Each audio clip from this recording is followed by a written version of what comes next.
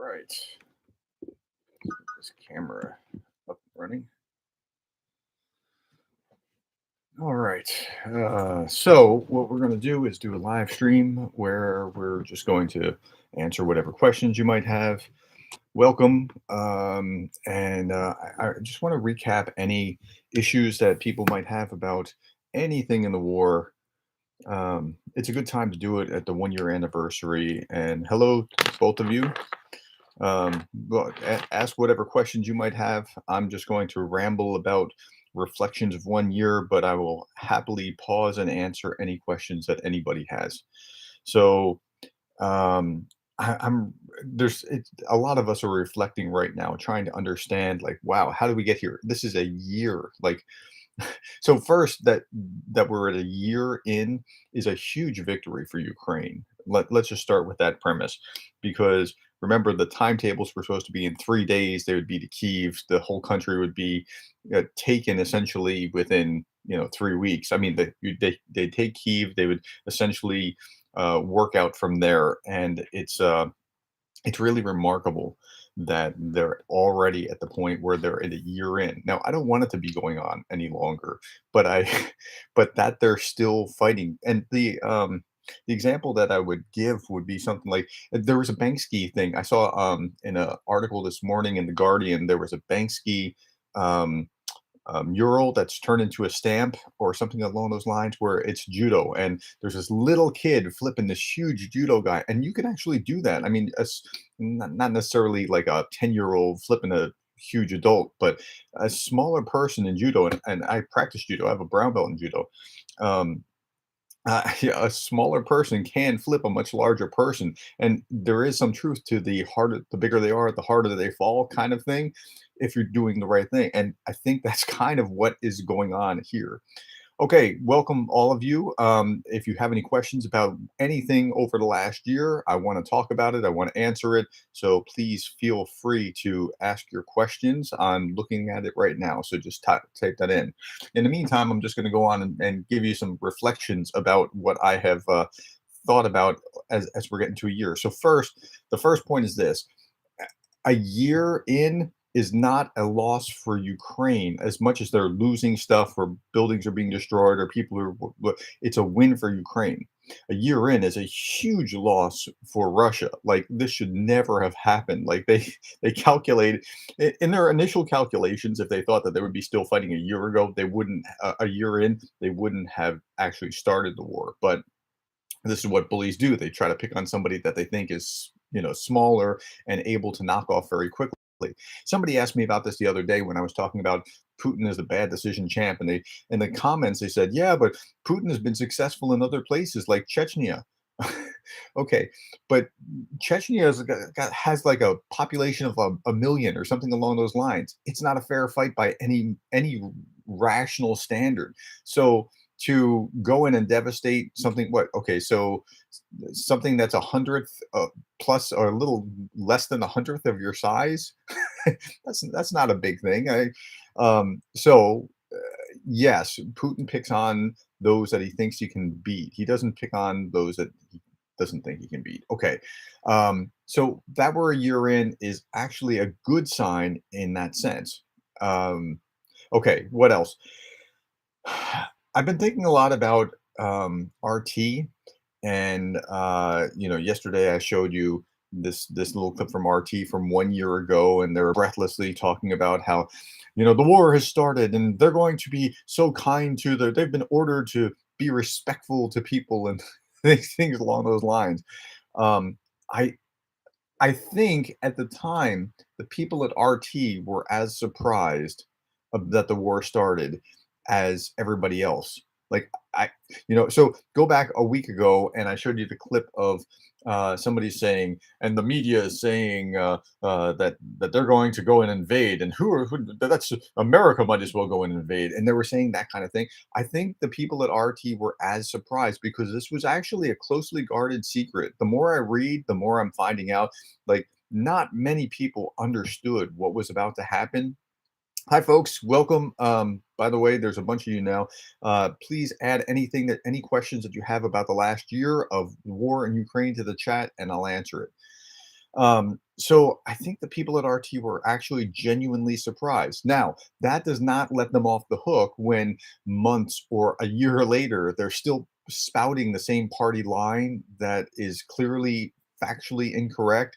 But yeah, at first, I would at least give them the benefit of the doubt, just if nothing else, out of kindness. Just like I'll give you the benefit of the doubt until you prove that you're just not going to do anything with it, right? Like I want to be the fair one. Okay. One question here. Hello, professor. Thank you once more for the excellent content. My question would be, how did your involvement in this influence your life? How did your immediate surroundings change? Man, I'm tired. I mean, you think about like a couple hours a day for the last year. I mean, essentially that's what it was. Now, so like everybody else, everybody was taken off guard or taken by surprise by this. I don't know where you were, but a year ago yesterday, I was at an academic conference and I'm at breakfast with other doctors, other PhDs, other professors, right? We're sitting there talking about whatever we're going to be talking about in the conference. Okay, this is the nerdiest thing you're going to hear today.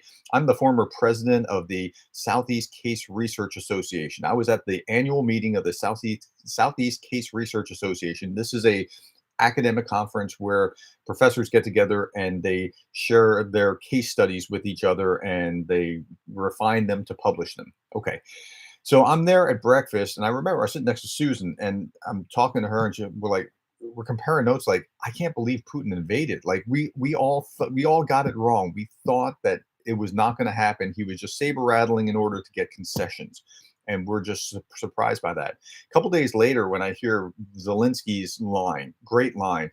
I need ammunition, not a ride. I was like, whoa, wait a minute. Who, what? I gotta know more about this guy. And I really started bearing down into researching about it. Within 3 weeks, I had written an ebook about Zelensky, about his background in life, and then I updated it for the next 4 months. Like as the war went on, I updated. It's on Kindle. It's a I need ammunition, not a ride. It's on. You can find it on Kindle. And so I spent that time, and then at a certain point in my mind, I was thinking like I'm updating this for me for the book, and like hopefully somebody will read it. Not a lot of people read it, um, but but how can I have a greater effect? And so about day 85, I switched over to YouTube and I started doing the same thing I was doing to update the book, but to to try to spill it out to an audience because about a month or two before the Johnny Depp trial was going on, and you saw Zelensky and Ukraine news just kind of fall, and then you saw like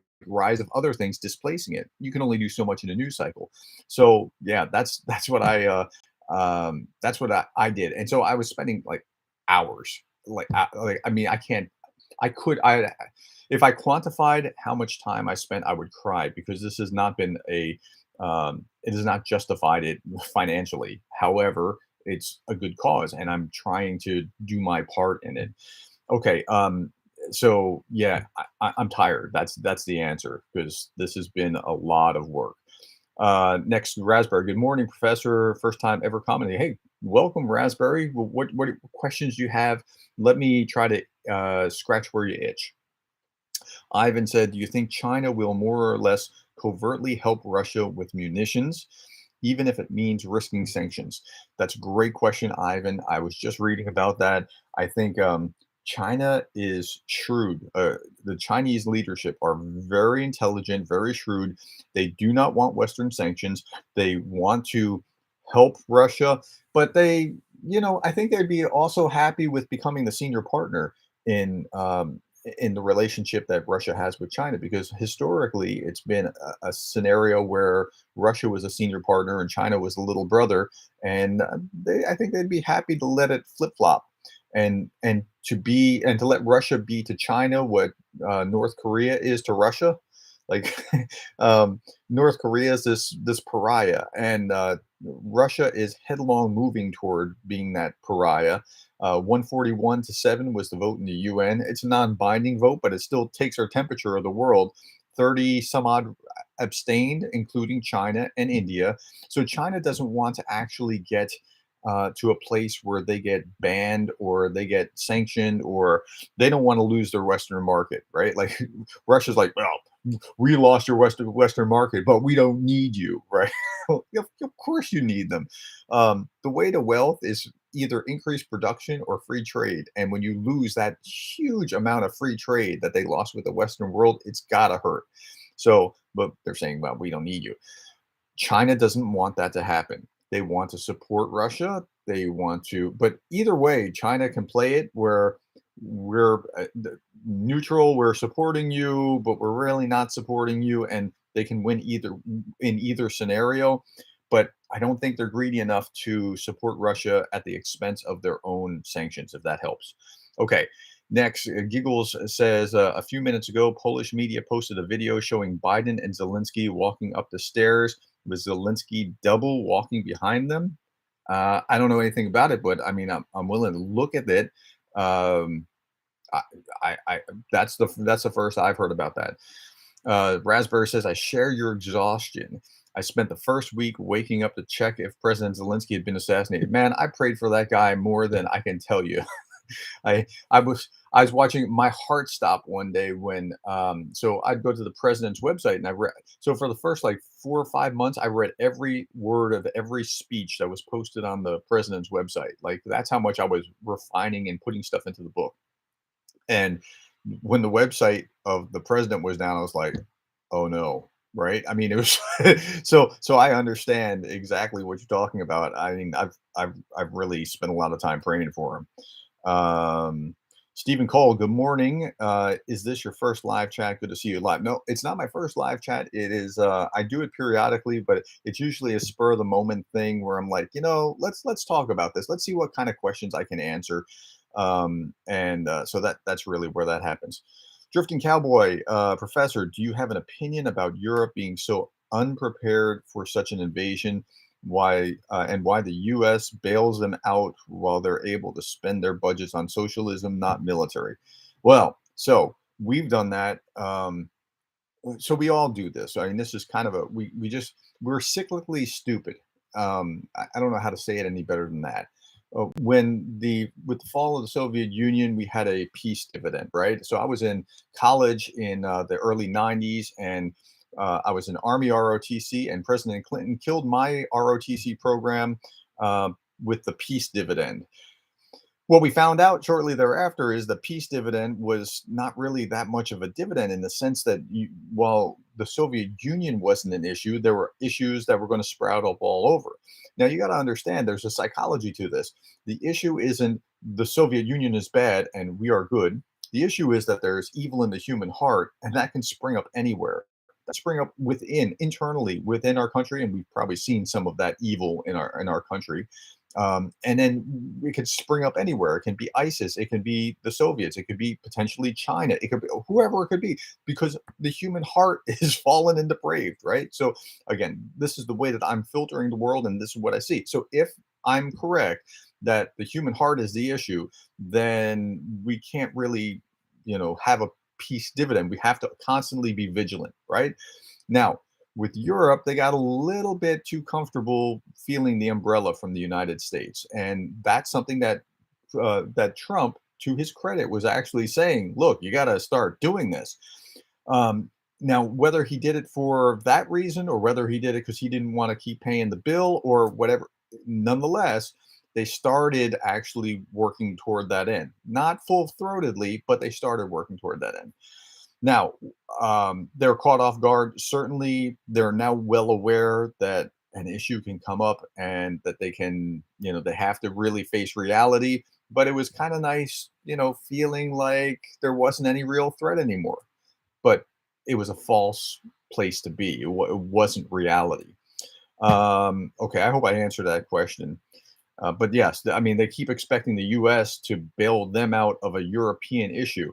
But again, it's not just, and Zelensky's right about this, it's not just a European issue. It is a potentially worldwide issue. And so uh, There are some Republicans, and these are the loud ones, right? They get all the attention. Mitch McConnell's all in behind Zelensky. There are other major players that are all in behind Zelensky, so I'm not worried about it. But some of the loud ones were saying, "Well, he should have been in Ohio talking about this train wreck, and instead of over." Yeah, but the thing in Ohio, that's not going to potentially kick off World War III if it's handled incorrectly. It's bad for the people there. That's correct, and he needs to go and address that. That's also correct. But if you mishandle Ukraine, this could potentially kick off World War III, and so it's got to be handled very carefully.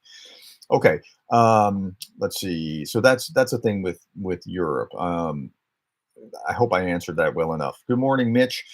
Giggle said, I just watched it. It means Zelensky never went to the front lines. He's a fake hiding in a bunker while his body double does the dangerous work. Again, I can't speak to it, Giggles, but I'm happy to look at it. And I have seen very little of anything about Zelensky having body double. Well, I've seen lots about Putin having plenty of body doubles, but I won't speak to it again until I've actually researched it and seen what it is. Because as an academic, I have a reputation I have to uphold, and so I try not to say anything that I'm not like 100% or at least 99% sure of. And then I'll correct myself if I need to correct myself. Here's one of the places where I think I might need to correct myself. I think RT. I've been hard on RT with the going back 1 year and looking what they were saying. And maybe I shouldn't have been so hard because, and I know that sounds weird, but here's why I'm saying that. And so RT really, I think they believe their own press that there's nothing to see here. Putin's not going to invade. What is the West thinking until the invasion came? Once the invasion came, they kind of kept up the lies and whatever. From that part forward, they're on the hook for their own issues. But before that, I don't think many people at all knew that Putin was going to invade outside a very, very small circle of Putin and the people that were planning it, just a very small handful. And the more that I'm reading about this, the more I'm convinced of that. So I could be wrong about RT. And so I'm going to say for the record, I'm giving RT a pass pre-invasion for what they're saying about whether the war was going to happen.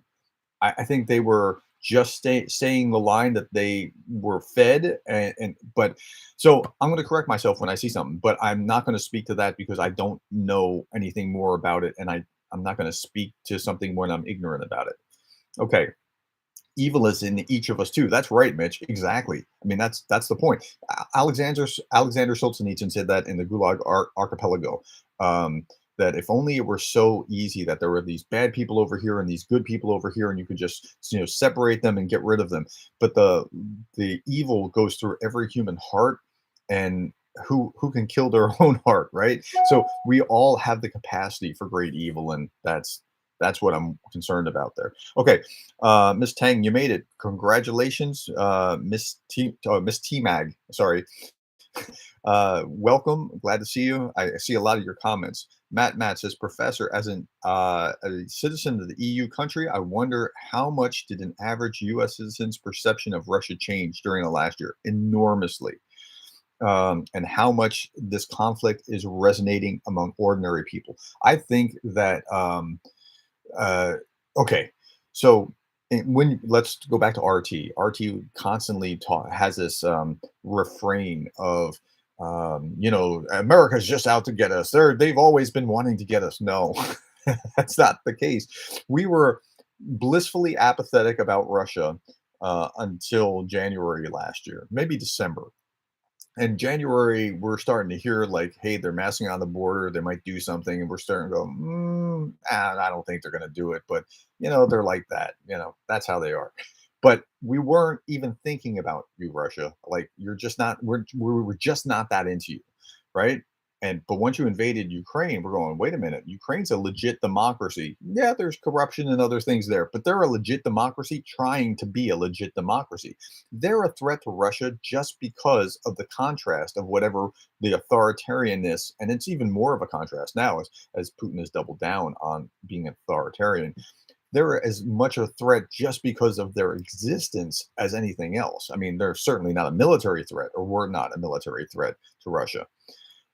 But the perception of Russia, and this is supported by polls, has become very negative in the U.S. And the uh, by the same token, the polling in Russia about America has gone like their a view of America has gone way down in Russia since the invasion as well, because Putin is saying all these bad things about how America wants to, destroy them and wipe them out and kill them, and we have nukes and you can't do it, that kind of thing. So yeah, it works both ways. Raspberry, you're well grounded and it shows in your YouTube videos. Well, I'm a professor, and so I, I have to process things in a certain way in order to defend my positions. And when I do that, I'm really trying to think through the arguments and whatever I'm doing. It really, so going to this newer format that I'm trying to go to, that hopefully will get a little bit more traction, is almost painful for me, because I want to show you the I want to cite my sources and show you, no, this said this, the ISW said this, and see over here they said that, and I want to actually read you the lines. And some people are like, reading it's boring. Well, okay, but I'm trying to show you that this is really true. And so to just talk and not do that is a little hard for me. I'm recovering. Okay. So Mitch Ashdown said, I watched RT before the war too. One has to read according to who they are, but then one can glean some understanding from them. That's exactly right. I don't watch RT in order to get truth. I watch RT in order to get their perspective, so I can understand how they are perceiving what's going on, or at least trying to project their view.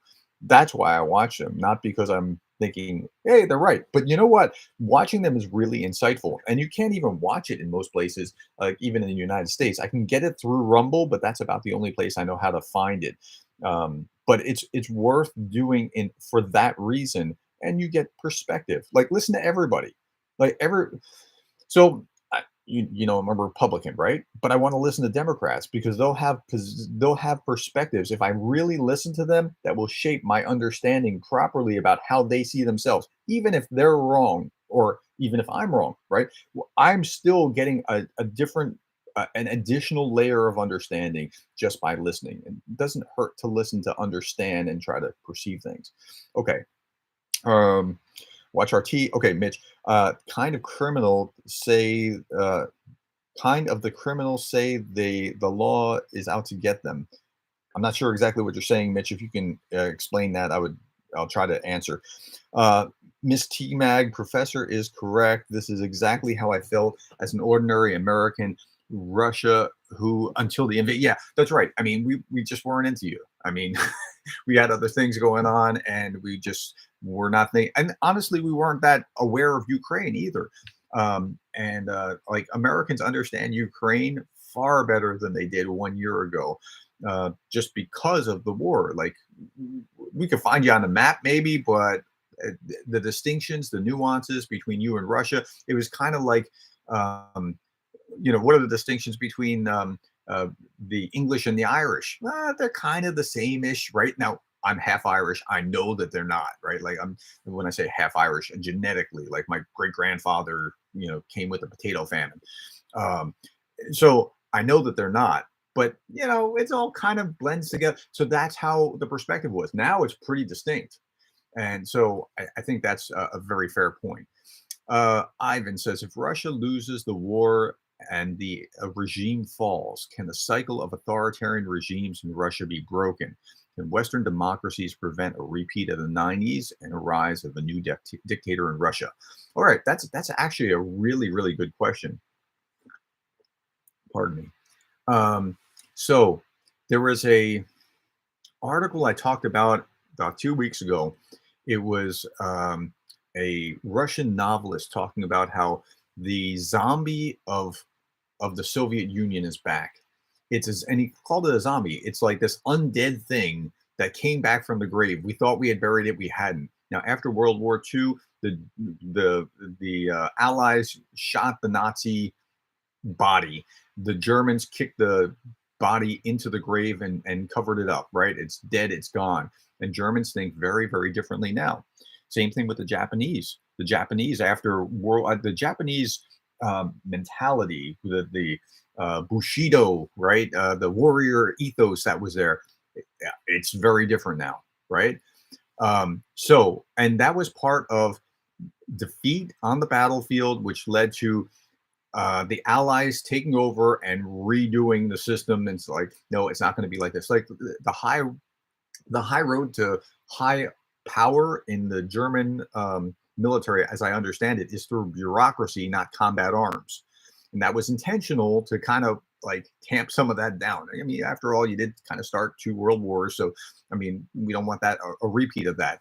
So I think we've proven that you can culturally change it, but there has to be such a significant defeat that this is able to happen, not just an agreement where they just go, okay, we'll pull out and leave. No, you have to be defeated, have an agreement which requires reparations and a restructuring of things, maybe even a restructuring of the government or whatever. I mean, it's got to be a significant thing. If that happens, so there's an if then here, right? I can't say it will or will not. If that happens, you have a chance that you can keep that from coming back up. If it doesn't happen, I'm very pessimistic about that being the case. Okay, I hope that answers the questions. Giggles, I'm sending you the video and picture of Zelensky's double. Oh yeah, I'm sure. I'm happy to see it. Please do send it, post it. I don't see it here, but you can post it or post it in the community or whatever, and I'll look at it.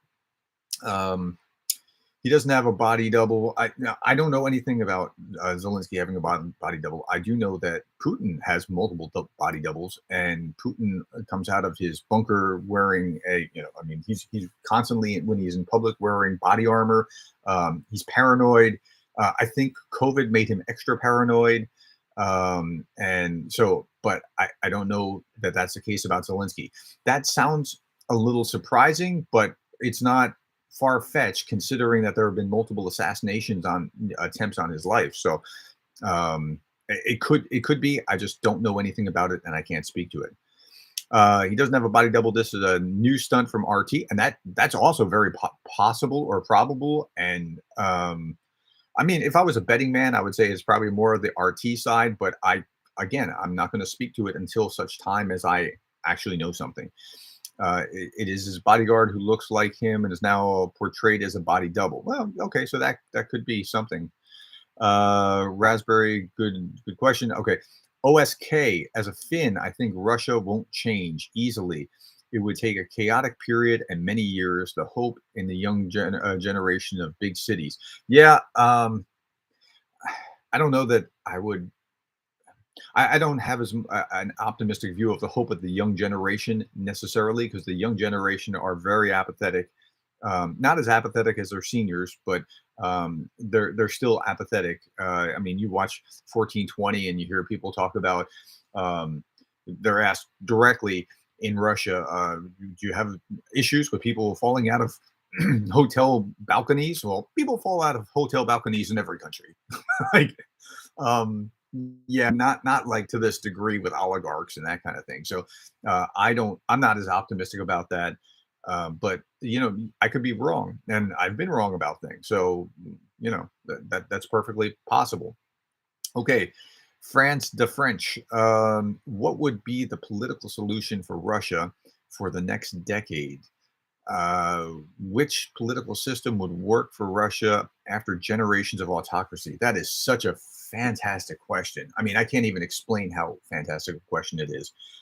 The U.S. made bad assumptions about nation building with Iraq and Afghanistan, and thinking we could just go in there and restructure and voila, it'll be there.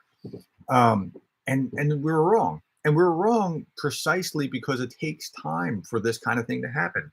So let me roll back the clock in the American experience. France, the French. I'm assuming you're French. I don't know. It sounds like French or France or something. So you may have a different perspective than I do as an American. When in the American Revolution, the Americans had been here since 1611, 20, something like that, since 16 early, right? By 1776, when they've been like had 150 some odd years of self-government, Like that's what they had been steeped in. So the transition was a pretty easy thing to transition from. Now they fought the American Revolution because they were trying to defend their rights as Englishmen that they thought were being taken from them by England. And they've always had these rights and they've been steeped in it. I don't know that you can take a country that's not been steeped in it and make it work well. And the French experience was one of those things. And that's why I'm asking about that, because I mean, the French Revolution was very tumultuous, and it turned into a bloodbath, and then it turned to Napoleon. So it went back from king to this revolution to Napoleon, which was autocratic to right. So there's a difference, and it takes time for this kind of mentality to grow. It might take a generation, it might take longer. I don't know. But I do know that I'm optimistic because I see what's happened in Germany after World War II and Japan after World War II, where the defeated had to live under new rules and let that kind of work itself out. But if it's just a handshake and I'm going to pull out and go away, that's not going to cure it, and they'll be back. I mean, that this is what this neighborhood has done historically. Uh, um, Somebody was saying that they're from Finland. The Finland, Finland were the Vikings. Over time, they went down a very different path than Russia, but they're of a similar kind of very warlike stock from 500 years before. But they've gone down different paths over time, so it can change. Um, Giggles, the email is sent. Breaking news on Gerdes' news channel. Okay, well, I'll look at it, but we'll see what that is. How will Russia respond if China seizes uh, Primorsky? China seizes Primorsky, which includes Okay, so that's quite an assumption. That's an assumption built on an assumption. I don't know that China is going to seize anything from Russia. Um, yeah, so I think China is just being really shrewd, and they're going to benefit regardless. They're like a stock trader looking at, okay, the market's going up, here's how I'm going to profit. The market's going down, I'm going to short these stocks, and here's how I'm going to profit. I think China is just trying to figure out how they can benefit on either side, but I don't think they're going to do anything risky or stupid in that process. Now, I think that they get risky and stupid when it comes to Taiwan. I think they can't help themselves but be like, in the same way that stock traders get greedy and they can't help themselves. I think when it comes to Taiwan, they get irrational. But I don't think that they're going to do anything. But we'll see. Um, Paul Young, it's not the Soviet Union we need to worry about. It's the Russian Empire, and that's right. That's correct. And the Russian Empire mentality. Um, Putin really loves big Russian czars, Peter the Great and Catherine the Great, and I think he wants to be Vladimir the Great, and I mean that's who he takes counsel of in his mind, and there is this authoritarian Tsar-like regime. I see a lot of you call him Tsar Vladimir or Tsar Putin, and there's something kind of real about that. I think there really is. Okay. Do you think the sanction per says, do you think the sanctions will be removed when the war is over? Um, to some degree, yes. And I think it depends on how the war ends. You can't really say that definitively. But yeah, I mean, there's the U.S. particularly has a penchant for helping and rebuilding after defeating an opponent. But in this case, I think a defeat of the opponent will also require the rebuilding of Ukraine.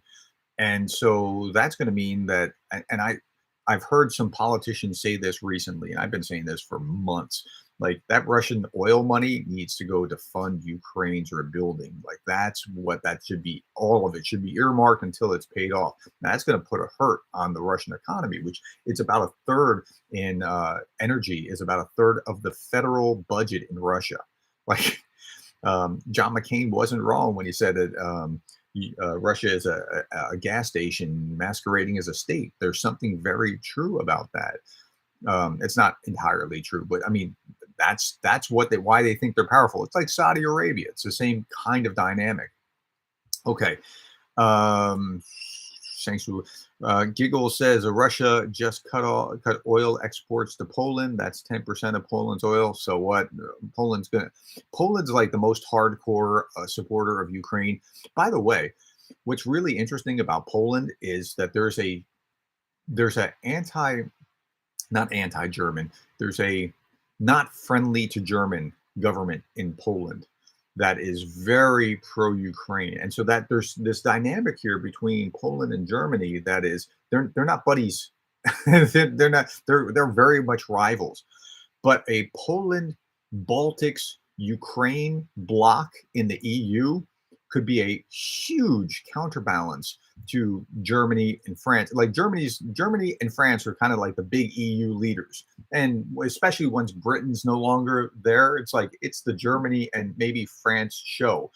But a huge Eastern European counterbloc has formed in the EU. And when Ukraine joins that, it's gonna change the dynamics of the EU, and I think Germany understands that. And Germany doesn't like the current Polish government. The current Polish government doesn't like Germany, and so all these dynamics really fascinate me. Right, the leadership, like where the leaders go, that's where the system gets dragged, and so it's important to understand these kinds of dynamics. Um, but as far as getting the oil from Russia, so what? I mean, Poland's the most hardcore. Has the most antipathy for Russia of pretty much anybody in, well, except for the Baltic states who are even more hardcore. But yeah, and that's just where they are. Um, Something just popped up here. Richard 499 four. Oh, hey, look, somebody just so I'm not used to seeing this because I don't know like a lot about live streaming. I do this infrequently, but Richard, I think you just gave me 499, and thank you very much. That was very kind of you. I appreciate that.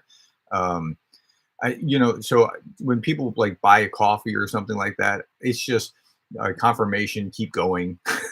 Like at the very beginning of this, I was talking, somebody asked me about how much time it takes. It took me a couple hours a day for a year to get through this, to understand everything that's going on. And so it's a lot of work, and it's not really I wouldn't suggest dropping your day job to do something like that, because it's not terribly lucrative. But I appreciate it. It's very meaningful when somebody does that. So thank you so much. I appreciate it. Um, I don't know if I have to do anything like click on it. Do anybody know what I have to do with that, or does it just automatically do something? Or um, so at any rate, I'm going to answer that question that showed up here. What happens to Russia after Putin dies? Says Richard. What happens to Russia after Putin dies? I think it goes on, and again, so personnel is policy, and it depends on who you put in place. Um, Medvedev, Medvedev has become this caustic, like terrible opponent of the West. Where when he was president, he was actually really cozy with Obama, and they seem to be able to kind of get along.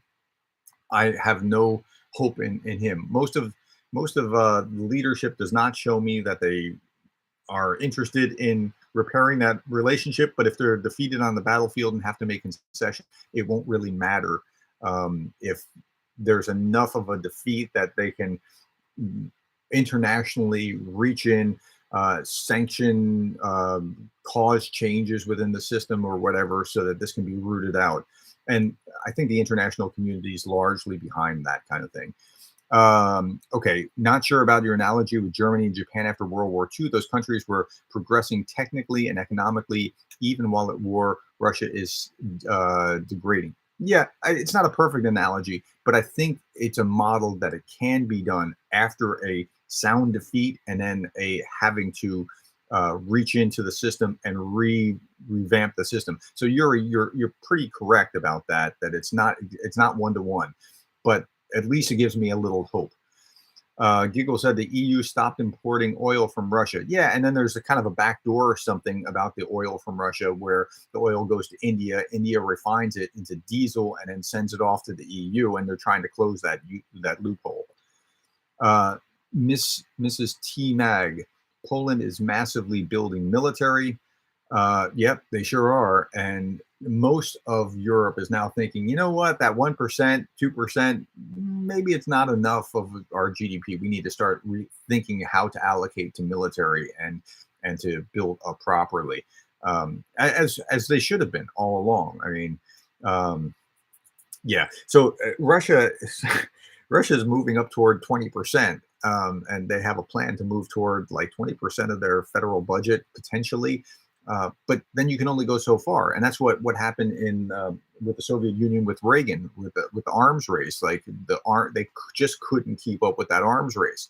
So there's only so much growth, and unless something like China decides that they want to abandon the West and go all in with Russia, and that would be a nightmare scenario. That's a World War III kind of scenario that I hope we never get to. Unless that happens, China or Russia just can't keep up. They can inflict a lot of damage along the way, but I don't see a scenario of how they can keep up. And again, I could be wrong. I just don't see it. Matt says, since RU has nukes, I think the only viable solution for them is an enlightened leader, at least like a Gorbachev was, at least a temporary period, and even that's partially a matter of luck, I'm afraid. Okay, so they have nukes, but you can't really use nukes. It does, and I've made this case before, right? Like if you're in a bar fight, you have a hand grenade, you can't really set off the hand grenade. Like that doesn't work.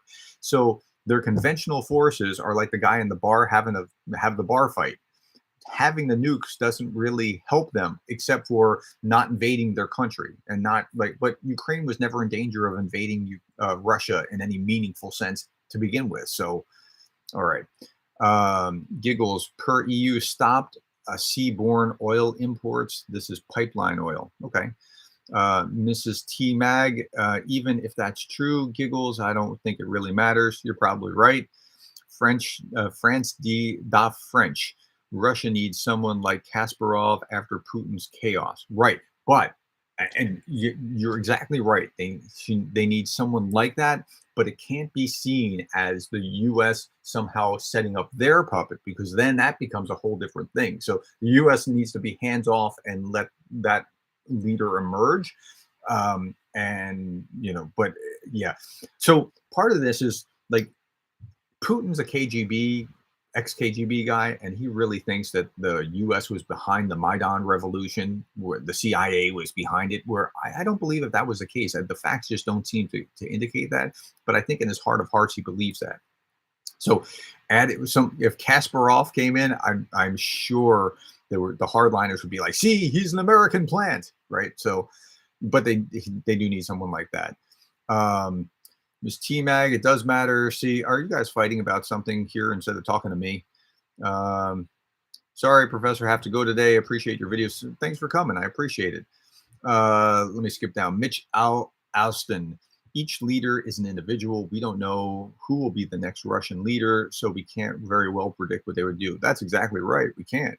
But we have to try to game out what's going to happen next and what happens if this kind of person or that kind of person or whatever. But that's a very insightful thought. Raspberry says China and India are taking advantage of low oil prices. They absolutely are. Russia's actually losing money. Funny enough, the more they buy, it helps keep the price down for the rest of us. Good strategy. Yeah, I mean, it's a mess. And it's not what the Russians want, but it's the best that they can get at this time. But in the meantime, China, Brazil, India, they're all like, yeah, bring that oil. And so they're trying to profit at Russia's expense because this is the time to do it. Okay. What other questions? Let's go another like 10, 15 minutes. What other questions do you have? What are your burning questions about anything over the course of the year? Like what don't you understand that maybe we can try to shed some light on? I will try to give you whatever understanding I have of it. In the meantime, I want to go back to my original thought that Ukraine is this far still fighting this far into it is absolutely fascinating. Russia never thought that it was going to be like this. They had far grander ambitions, but those grand ambitions were based on assumptions built on assumptions built on assumptions that happen to be either over optimistic or faulty. I just finished reading a fascinating book. It was called Hitler's Where is it? Um, Hitler's Charisma. It's this Hitler's Charisma by Lawrence Rees. He's a historian that's written a lot about World War II, and he was talking. And I see these amazing parallels between Putin and Hitler, where Putin is doing the same kind of stuff as what Hitler did. Like, so Hitler would order when he ordered the attack on the Soviets. Just he had these amazingly overly optimistic pictures of what could be, of how this could go. And everything had to go exactly right in order for it to be successful. And the probabilities were very low. Wow. Drifting Cowboy, $10. Thank you so much. That just warms my heart that somebody like validates my work, what I'm trying to do. That's very kind of you. Thank you so much. I really appreciate it. So Hitler, his assumptions were such that like things had to go so right in order to let this to have it work. And his generals knew better, but they couldn't argue with him. They couldn't, say no, we can't do this. Like if they did, they'd be summarily removed, right? So they did stupid things because the boss said do these stupid things, and you're seeing the same kind of thing play out with Putin. Now that's very good news for Ukraine, and it's very bad for Russia because, like, if you can't speak truth, even in an organization like a business or whatever, you can't speak truth to the boss, everything's going to go wrong. Okay. Stephen Cole said, I'm looking forward to when the term rump Russia becomes common. What do you think of the possibility of the breakup of the Russian Federation? I think if you apply their same logic, then you should. I'm not saying to do this, right? I'm just saying if you apply their same logic, you instigate, you send troops into various areas, or from various countries into various areas that are not part of Russia itself, Chechnya or wherever else, and cause them to foment an uprising to break away from Russia, and then say, what they wanted to break away, even if you couldn't send your troops to defend them, and we held an election and 98% of the population said to do. Now, I'm not saying to do that, but I'm saying, wouldn't that be grand to watch? I don't know what will happen. I think I'm not rooting for that, and here's why I'm not rooting for this breakup of that. I want them to be soundly defeated on the battlefield, and then have international peacekeepers or whatever on the ground to reform the government, to make sure that the stolen children, let alone stolen art, right?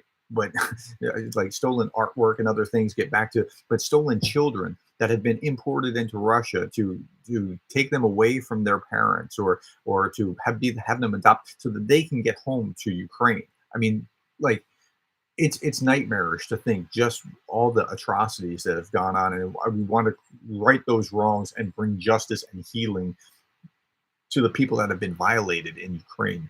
And if Russia breaks up and there's rival warlords or something controlling it, it's not going to happen. Now afterwards, over time, if they want to, in that peace process, break it up and say, like, if any of your oblasts or federations, or I don't even know how they call it, there's some are oblasts, some are the republics within the country. If you want to independently leave, feel free.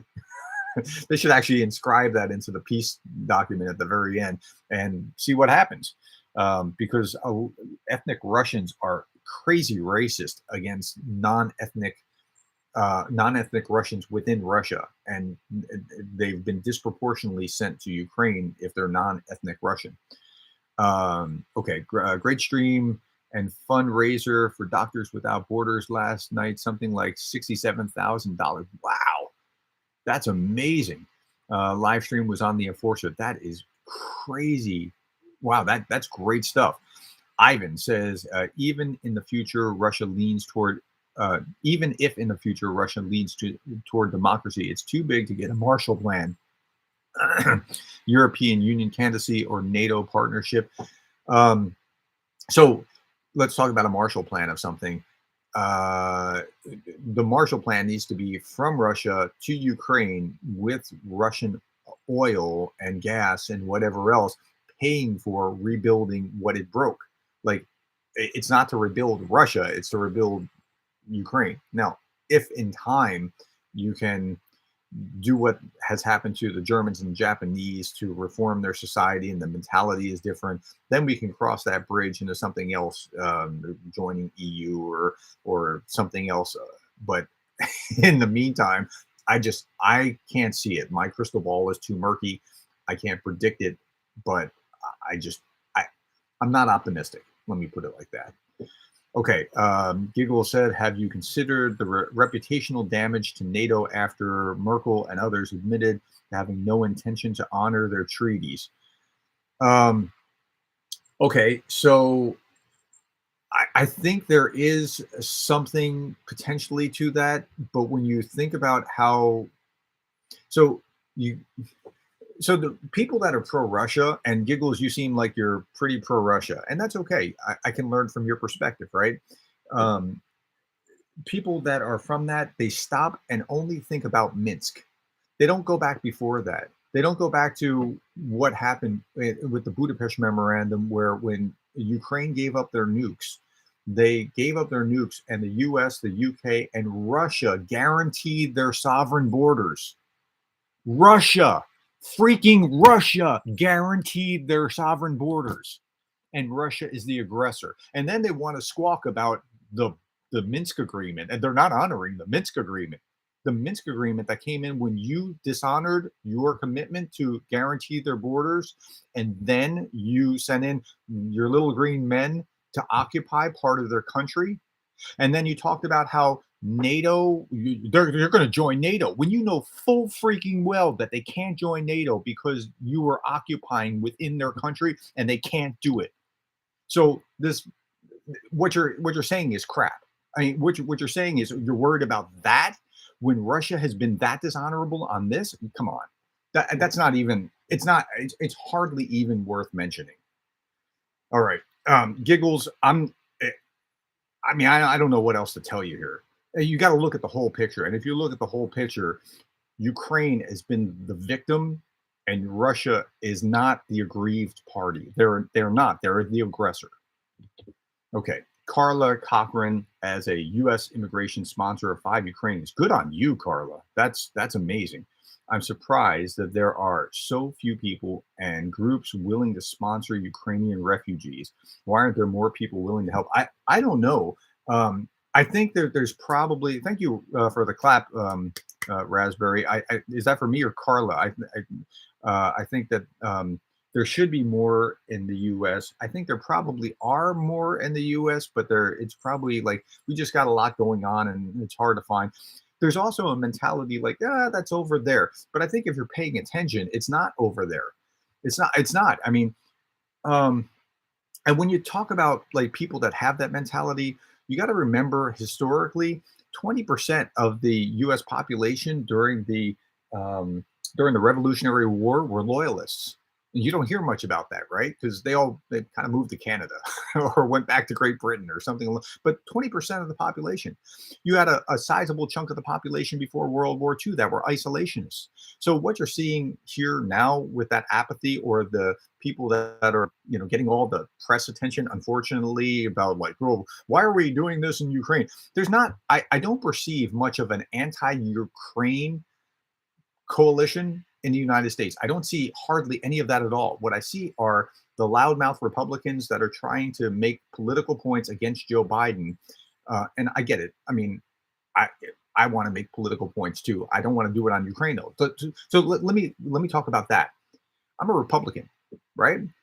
Joe Biden's not my guy, but on Ukraine, he's kind of right.